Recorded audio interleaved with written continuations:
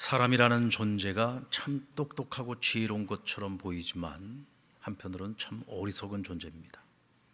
우리에게 가장 소중한 것들이 내게 있을 때는 그 가치를 잘 몰라요. 그러다가 막상 그것을 잃어버리고 나면 그 가치를 뒤늦게 깨닫게 됩니다.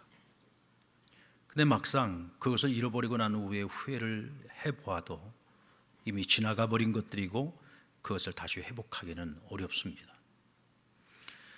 인류는 과학 문명의 영향으로 지금껏 누려보지 못했던 풍요의 시대를 또 편리함의 시대를 우리가 지금 살아가고 있습니다. 그 풍요함과 편리함에 우리가 익숙해지며 또 그것을 누리면서 살아가고 있는 동안에 우리는 우리의 생명과 직결되는 가장 중요한 것이죠. 자연 환경을 파괴하고 이제는 회복 불능의 상태가 되어버리고 말았습니다. 며칠 전에 알래스카의 빙하가 녹아내리고 그곳에 숨겨져 있던 땅들이 다시 드러나기 시작했다는 신문 기사를 봤어요. 아마 이미 그것이 진행된 지가 꽤 된 것으로 제가 알고 있습니다. 이 알래스카의 푸른 초장 그 밑에 땅 속에는요, 어마어마한 지금까지 인류가 전혀 손을 대지 않은 정말 천연의 보고가 그 안에 숨어 있습니다. 엄청난 희토류, 엄청난 희귀 광석이 거기 지금 묻혀 있다는 거예요.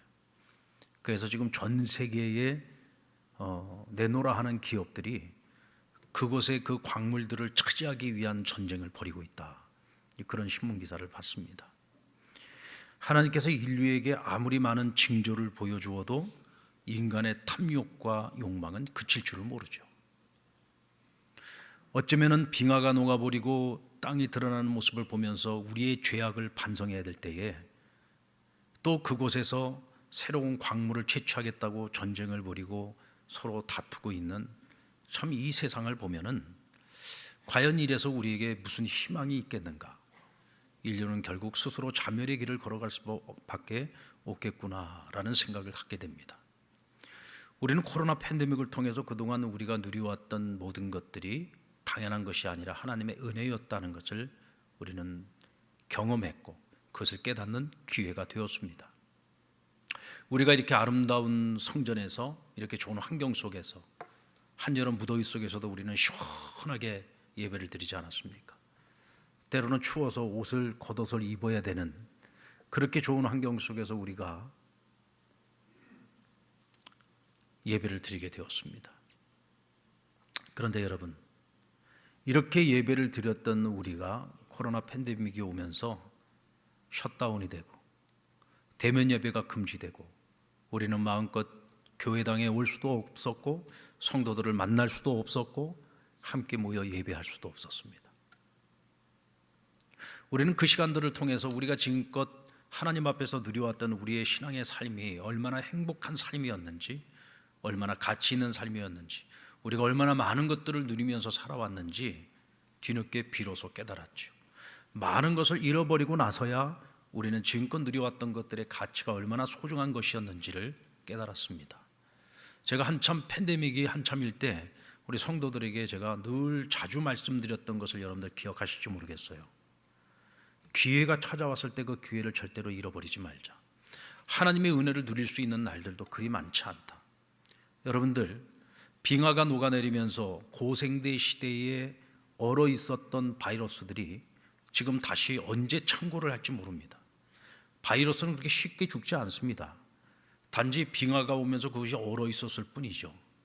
그래서 어쩌면은 앞으로의 시대에 우리는 전혀 우리 인류가 경험해 보지 못했던 또 다른 바이러스에 의해서 언제 우리가 셧다운 될지 알지 못합니다. 우리가 코로나로 인해서 겪었던 그런 셧다운 상황이 언제든지 또다시 찾아올 수 있다는 거죠. 우리는 코로나만 끝나면 모든 것이 회복될 줄 알았습니다. 그런데 코로나만큼이나 무서운 또 하나의 바이러스가 터졌잖아요.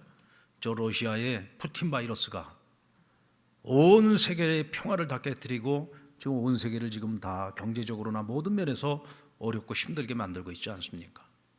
앞으로 어떤 바이러스가 우리 주변에서 어떻게 터질지 우리는 알 수 없고요. 지금껏 누려왔던 것들을 또다시 우리는 다 내려놔야 되는 그런 상황에 올 수 있습니다. 그러니까 열려 있을 때, 할 수 있을 때, 가능성이 있을 때, 우리가 누릴 수 있을 때 우리는 열심히 배워야 되고 열심히 누려야 되고, 그래야 나중에 언젠가 셧다운이 되더라도 우리의 신앙을 스스로가 지켜나갈 수 있는 것입니다. 그때가 지나가고 난 후에 우리가 아무리 후회를 해도 소용이 없어요.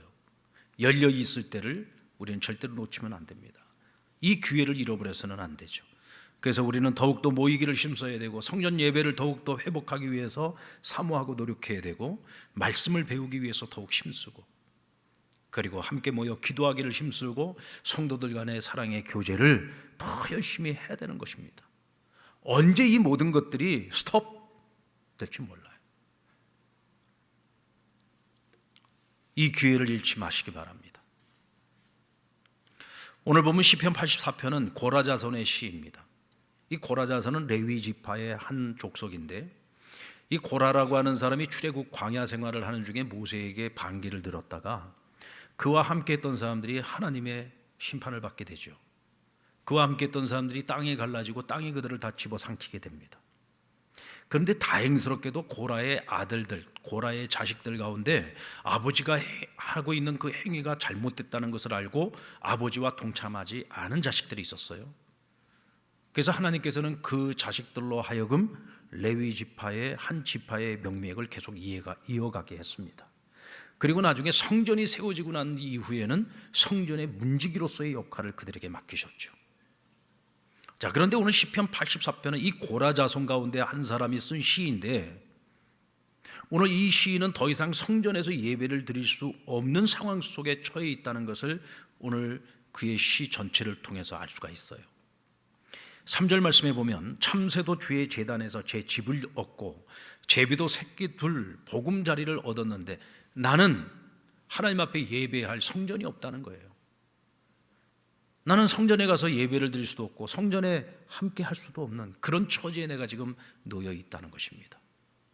이전에 내가 성전의 문지기로 있을 때는 어쩌면 그가 그런 생각을 했을런지도 모릅니다. 나는 왜 성전 안에 들어가서 하는 이런 사역들을 하지 못하고 성전 문지기로밖에 나는 살지 못하는 걸까? 어쩌면 자신이 성전의 문지기로서 살아가는 것이 내 인생에 어찌 보면은 참 초라하다라는 생각도 했을런지 모릅니다. 그런데 여러분, 막상 하나님의 성전에 머물 수도 없고 하나님의 성전에서 예배를 드릴 수도 없는 처지가 되고 보니 성전의 문지기로 살았던 내 인생이 얼마나 가치 있고 소중한 삶이었는지를 깨닫는 거죠. 모든 것을 잃고 나니 그가 성전을 더욱더 사랑할 수 있게 되었고 성전을 더욱더 사모하는 마음을 가질 수 있게 된 것입니다. 그런 의미에서 시인은 성전을 사모하는 이에게 주어지는 세 가지 복에 대해서 노래를 하고 있고 오늘 우리에게 가르치고 있습니다. 먼저 시인은 주의 집에 사는 자들이 복이 있다고 노래합니다. 4절 말씀에 보면 주의 집에 사는 자들은 복이 있나니 그들이 항상 주를 찬송하리로다. 여러분들, 우리가 이렇게 함께 모여서 하나님을 찬양하는 것이 복이라고 생각하십니까? 복이라고 생각하십니까? 그렇게 생각하는 그 자체가 복이 있는 겁니다.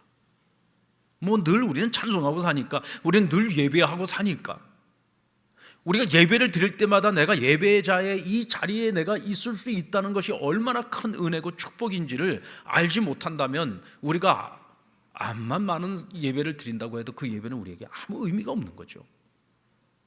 예배는 하나님을 만나는 것이고, 예배는 이 예배를 통해서 내가 하나님께로 나아가는 것이고 주를 의지하는 것이죠.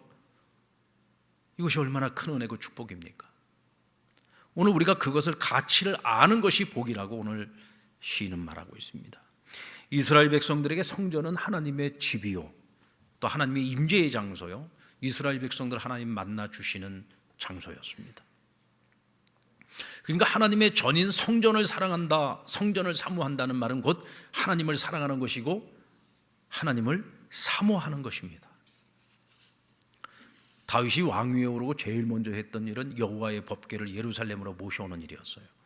여호와의 법궤가 뭡니까? 이 법궤 안에는 하나님께서 이스라엘 백성들에게 주신 십계명 돌판이 들어있어요. 곧 하나님의 말씀이 그 안에 들어있는 겁니다. 법궤의 뚜껑 위에는 두 개의 그룹이 서로 이렇게 마주보고 있는데 이 가운데 자리를 시온좌라고도 부르고 속죄소라고도 부릅니다.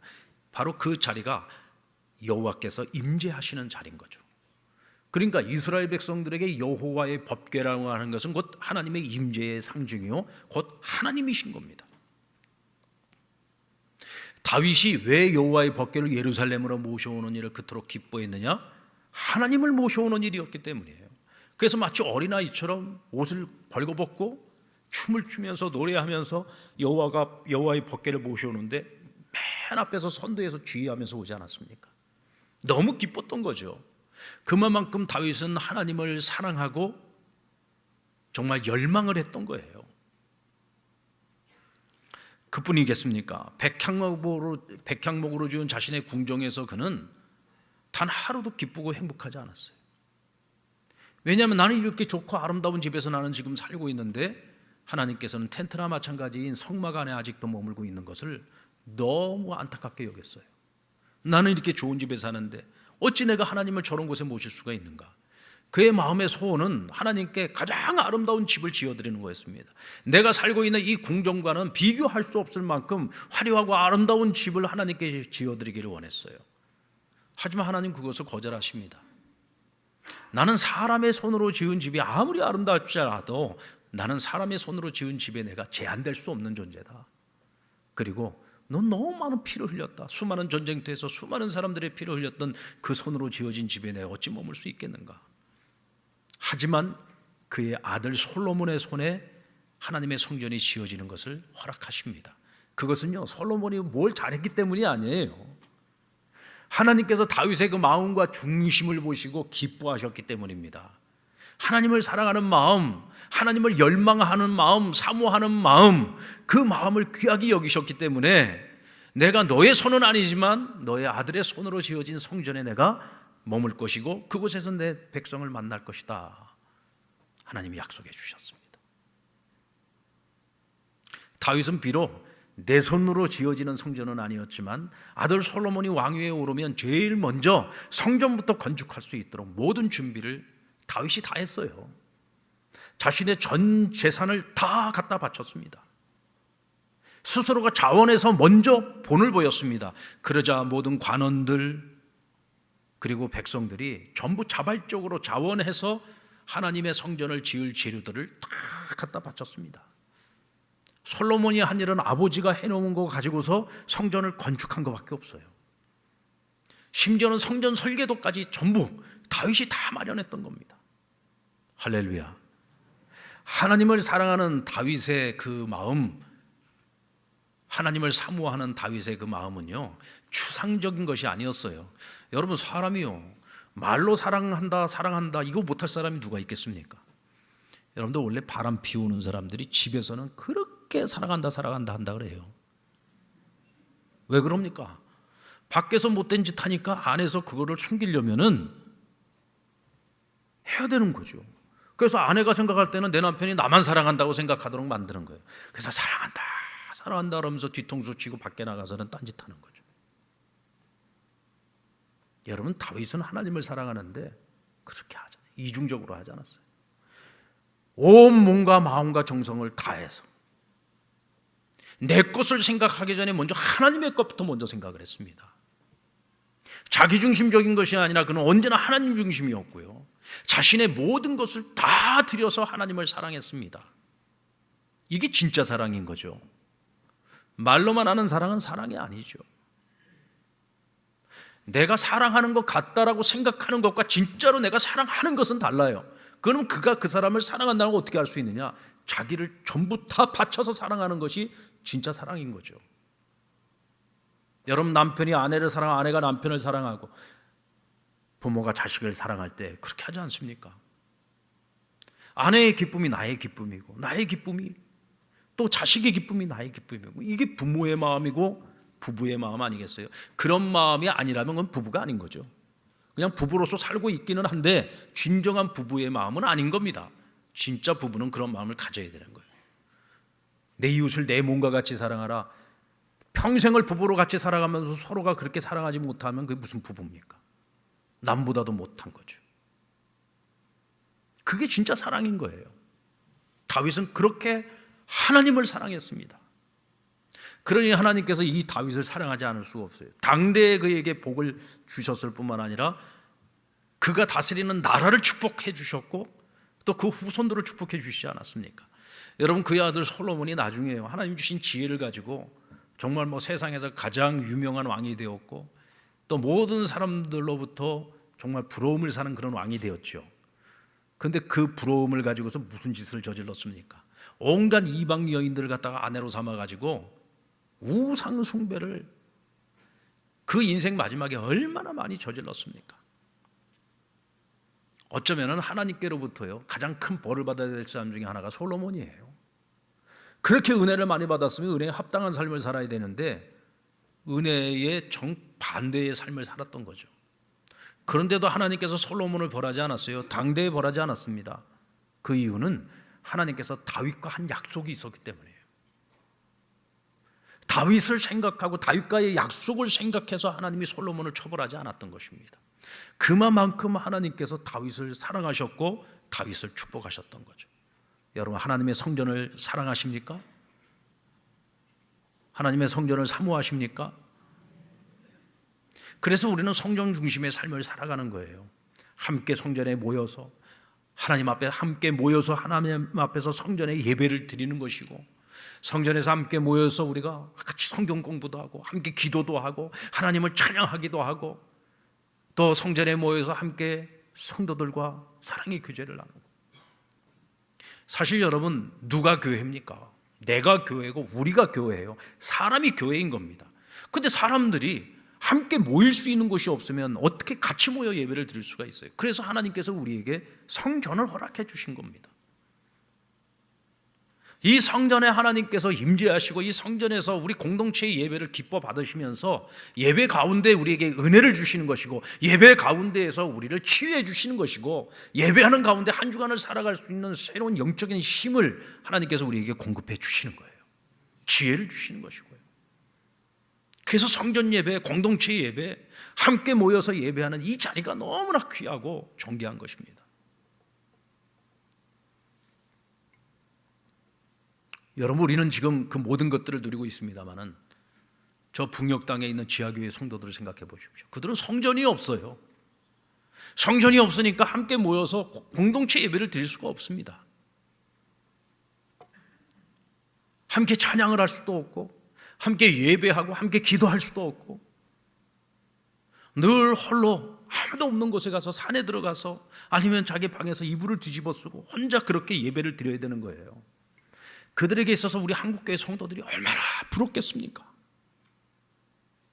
우린 지금 이 좋은 것들을 다 누리고 있으니까 이것의 소중함을 잘 모르는데 그들에게는 인생을 살아가면서 평생을 저 북녘 땅에서 살면서 단 한 번도 제대로 된 예배를, 성전 예배를 한 번도 못 드려봤단 말이죠.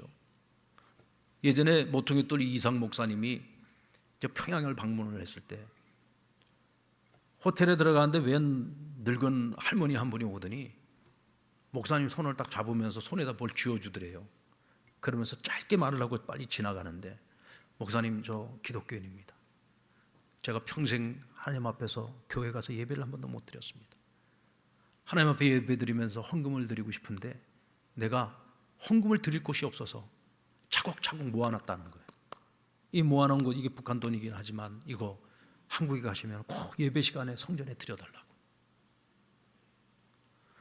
여러분, 성전이 없고 공동체 예배가 없으니까 이 할머니가 전쟁이 나고 38선이 다쳐서 남쪽으로 내려오지 못했으니까 기독교인인데 예배를 드리고 싶은데 평생을 북녘 땅에서 예배를, 공동체 예배를 한 번도 못 드린 채 그냥 자기 신앙만 가지고 살아왔던 거예요. 홀로 예배를 드리면서 그래도 내가 하나님 앞에 헌금을 드려야 되는데 그러면서 그것들을 차곡차곡 쌓아. 여러분, 그 북한 돈 한국에다가 헌금해가지고 그거 쓸 수 없는 돈이잖아요. 하지만 하나님께서 그 할머니의 마음을 기뻐 받으시고 그 예물을 얼마나 기쁘게 받으셨겠습니까? 여러분들이 예배 시간에 헌금 드릴 수 있는 것도 축복의 줄로 믿으시기 바랍니다. 성전이 없으면, 이 공동체 예배가 없으면 여러분들 어디에다가 헌금을 할 거예요? 우리가 여러분 구제를 하는 것과 가난하고 어려운 이들에게 내 손을 펼쳐서 나누고 베푸는 것하고 헌금을 드리는 건 다른 거예요. 헌금은 하나님께 드리는 것입니다.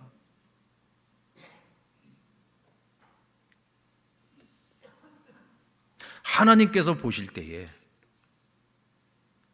우리에게 이런 신앙의 자유가 주어지고 하나님 앞에서 마음껏 은혜의 예배를 드릴 수 있음에도 불구하고 그것의 소중함을 모르고 그것의 진정한 가치를 모르고 하나님 앞에 신령과 진정의 예배를 드리지 못하는 성도들이 있다면 그들과 비록 성전이 없어서 하나님 앞에 공동체 예배를 드리지는 못하지만 자기 홀로 이불을 뒤집어 쓰고 아무도 모르게 예배를 드려도 정말 간절함을 가지고 하나님께 예배를 드리는 북녘의 성도를 비교한다면 하나님께서 누구를 더 사랑하시겠어요? 누구의 예배를 진짜 예배로 받아주시겠습니까? 우리가 하나님의 본심을 알아야 되듯이 하나님께서도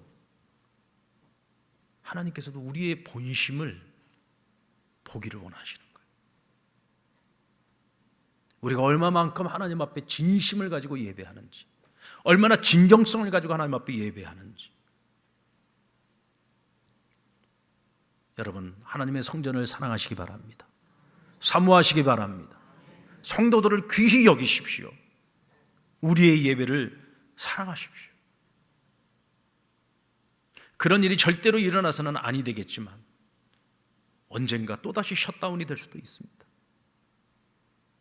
우리가 할 수 있을 때, 열려 있을 때, 기회가 있을 때, 지금은 다행스럽게도 은혜의 때 아닙니까? 이 때를 놓치지 말고 더욱더 모이기를 힘쓰고 주 안에서 하나님이 주시는 은혜와 복을 날마다 누릴 수 있는 저와 여러분 되기를 주의 이름으로 축원합니다. 그리고 주께 힘을 얻고 마음에 시온의 대로가 있는 자가 복이 있다 그랬어요. 이 마음에 시온의 대로가 있다라고 하는 말은 여기서 시온은 곧 성전을 의미하는 겁니다. 성전을 향하는 마음을 말하고 있는 거죠. 성전을 향하는 마음, 예배를 향한 마음, 하나님을 향한 마음, 이 마음을 가지고 살아가는 자들에게 하나님이 복을 주신다는 거예요. 힘을 주신다는 겁니다. 성전을 향해 가는 길이 모든 사람이 다 평안한 것은 아니에요. 어떤 분들은 정말 예배 한번 드리러 나오기 위해서 온 가족들 눈치를 봐야 되고 남편의 눈치를 봐야 되고 어쩌면 결국은 눈치 보다가 기회를 얻지 못해서 오늘도 성전 예배를 드리지 못하고 집에서 온라인 예배 드려야 되는 분들도 있을 겁니다. 성전으로 향해 가는 길이 눈물골짜기일지라도 그것을 지나는 동안 하나님께서는 그러하여금 많은 샘을 만나게 해주시고 이른비의 축복을 주시겠다고 약속해 주셨어요. 우리 6절 말씀 같이 한번 읽어볼까요? 그들이 눈물골짜기로 지나갈 때에 그곳에 많은 샘이 있을 것이며 이른비가 복을 채워주나이다. 다니엘은 하루에 3번 예루살렘을 향해서 기도 시간을 가졌습니다. 예루살렘에 무엇이 있습니까? 하나님의 성전이 있었죠. 그러나 기원전 586년에 바벨론에 의해서 예루살렘이 멸망을 당할 때 완전히 성전이 다 회파돼 버리고 말았어요. 돌무더기만 있었습니다. 그곳엔 성전이 없어요.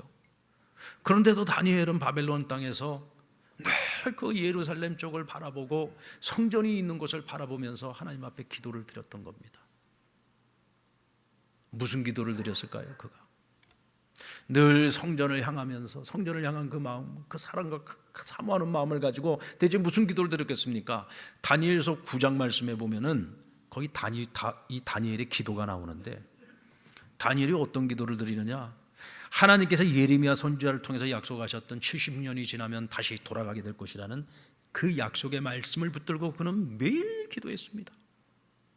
그리고 이제 그 인생의 말년에 이제 그때가 거의 다 찼다라는 걸 하는 것을 그가 깨닫고 하나님 앞에 더 간절히 기도하며 나가죠. 하나님, 약속 지키셔야 됩니다. 하나님, 그 약속을 지키셔야 됩니다. 하나님의 백성을 이대로 여기서 망하게 하지 않을 것을 저는 믿습니다. 하나님 약속에 신실하신 분이니 반드시 지키실 것 저는 믿습니다. 속히 그날이 오게 해달라고 하나님 앞에 간절히 기도했던 거죠. 그러니까 죽음이 목전에 오는데도 불구하고 그가 예루살렘을 바라보고 성전을 향한 하루 3번 기도를 끝까지 포기하지 않았잖아요. 왜 하나님께서 다니엘을 그토록 축복하셨을까요?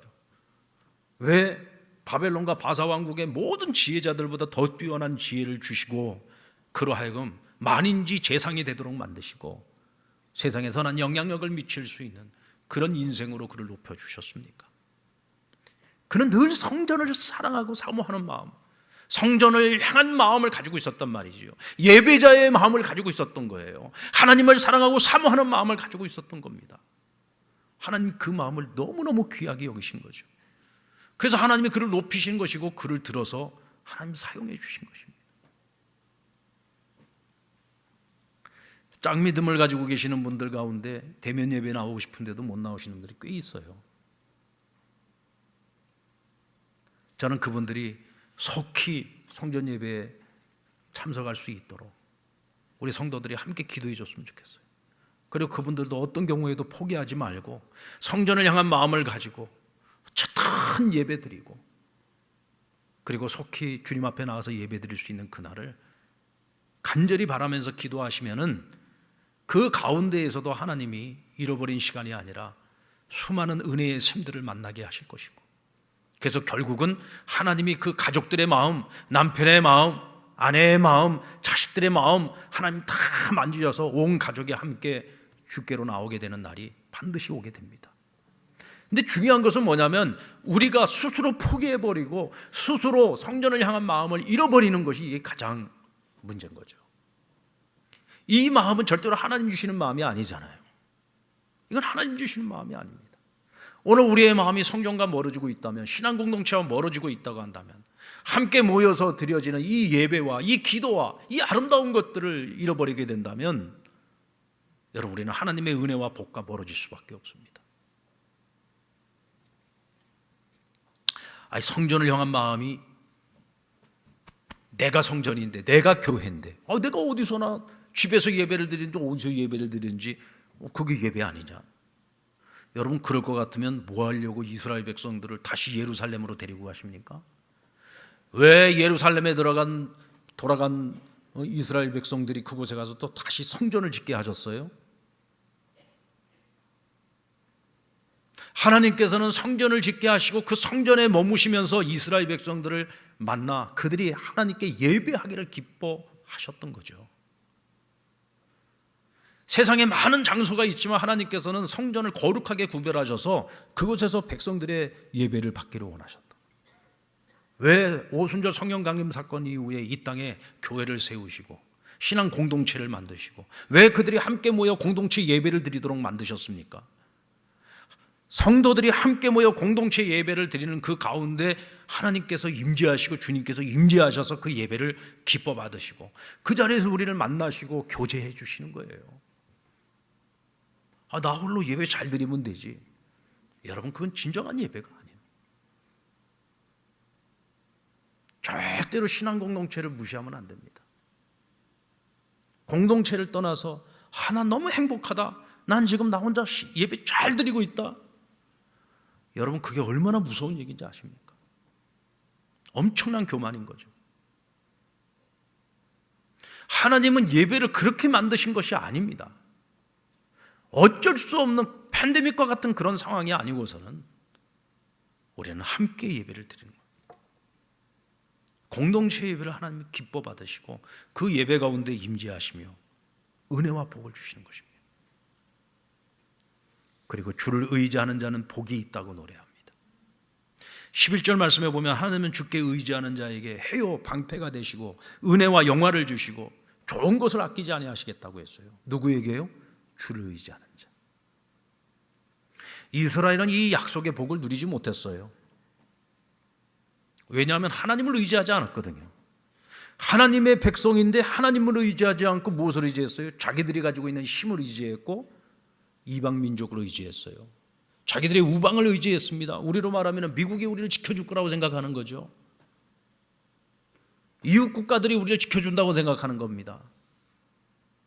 천만의 말씀입니다. 여러분들, 원래가 가까이 있는 우방이 제일 무서운 적이에요.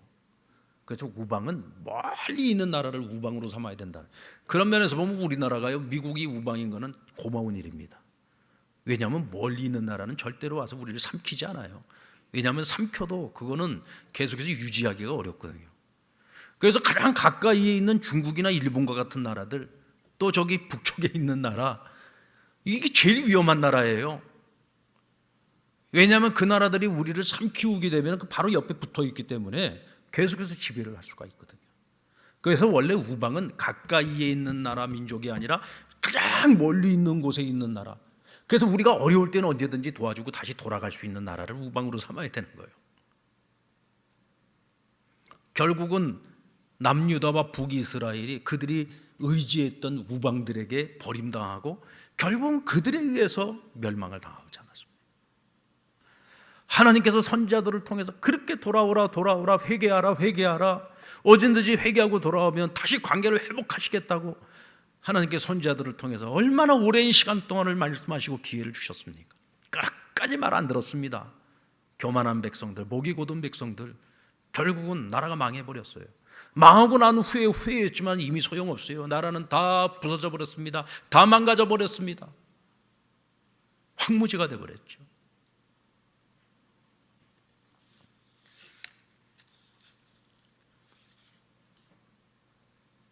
미국의 미네소타주 메이오 클리닉에 켈퍼 박사라고 하는 분이 특별한 이유가 없이 건강이 나빠지는 환자들을 수년간 연구를 했어요. 뭐 신체적으로 아무 문제가 없어요. 건강검진을 해도 아무 문제가 없는데 이분들이 건강이 그냥 어느 날 하루아침에 무너져 버리는 거예요. 그래서 그분들을 연구한 결과가 뭐냐면 이분들의 이 심리적 상황이 굉장히 불안한 거예요. 감정적으로 불안하거나 쉽게 낭망하거나 죄책감을 느끼는 사람들. 그러니까 이런 사람들은 신체적으로는 건강한데 어느 날 갑자기 질병, 큰 병에 걸려버리는 겁니다.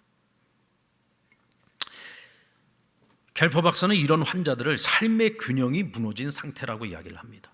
그래서 4가지 영역이 균형을 갖추었을 때만이 건강을 유지할 수 있다. 그럼 이 4가지 균형이 뭐냐? 첫째, 일이에요.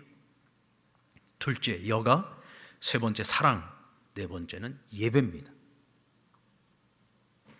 사람이 살아가면서 일을 제대로 하지 않으면 성취감을 느낄 수가 없고, 여가 생활을 갖지 못하면 인생의 보람을 느끼지 못하고, 사랑을 느끼지 못하면 사람이 허무함을 느끼게 된다는 거예요. 자, 근데 이 3가지가 균형을 다 이루어도 한 가지, 하나님과의 관계 속에서 예배가 이루어지지 못하면은 결국 균형이 깨진다는 겁니다. 이분은 기독교적 그 문화권 속에서 살아가고 있는 분이고 또 기독교 신앙을 가지고 계시는 분이에요. 그러니까 우리가 이 이야기를 들을 때 뭐 이분은 뭐 예수 믿는 사람이니까 뭐 그렇게 생각할 수 있겠지. 여러분, 저와 여러분 예수 믿는 사람이에요. 우리 예수 믿는 사람이잖아요. 그러니까 예수 안 믿는 사람에게는 이것이 뭐 그거야 뭐 예수 믿는 사람 얘기지라고 치부할 수 있지만 이 얘기는 우리에게는 그대로 적용되는 얘기라는 겁니다. 그러니까 우리의 삶이 안정되고 영과 육이 강건한 인생을 살아가려면 무엇보다 중요한 것이 뭐냐? 하나님과의 관계 속에서 진정한 예배가 드려져야 된다.